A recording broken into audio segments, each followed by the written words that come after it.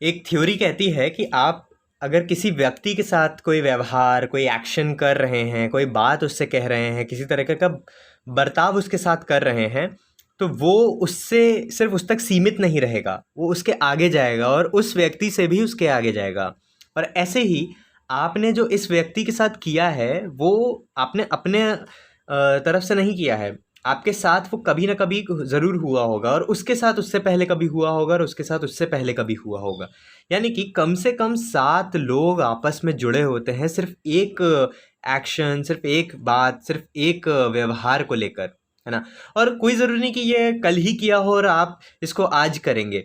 हो सकता है कि इस इंसान ने 10 साल पहले आपके साथ कोई अच्छी चीज़ की हो या कोई बुरी चीज़ की हो, और फिर आप उसको आज के समय पे कर रहे हैं। और हो सकता है कि ये व्यक्ति के दिल में वो बात रही हो, उसके जीवन में वो बात रही हो, और वो उसको अगले कुछ महीने, अगले कुछ सालों में आगे बढ़ा रहा हो।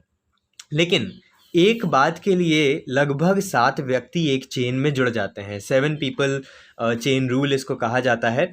और ये तो सिर्फ एक बात के लिए हुआ। आप समझ सकते हैं कि आप एक दिन में कितने सारे काम करते हैं, और उन सबके जो थ्रेड्स होंगे वो कितने सारे लोगों के साथ जुड़े होंगे, जिनके साथ और पीछे अगर आप बैकग्राउंड में जाएंगे तो और ज़्यादा लोग जुड़े होंगे।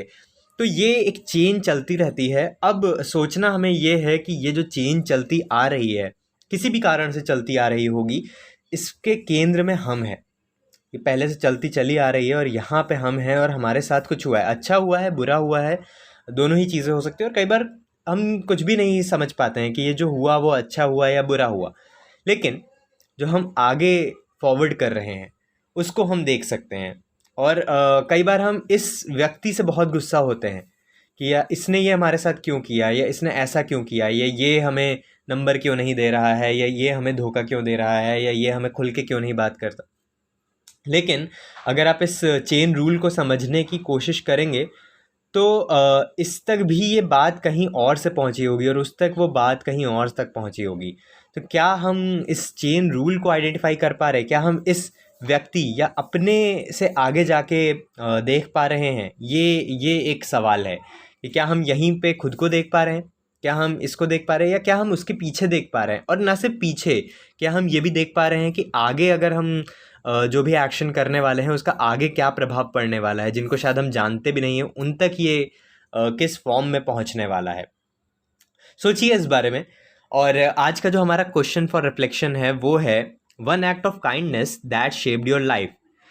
यानी कि दयालुता या नेकी या अच्छाई का एक वो कार्य जिसने आपके जीवन को बदल दिया हो।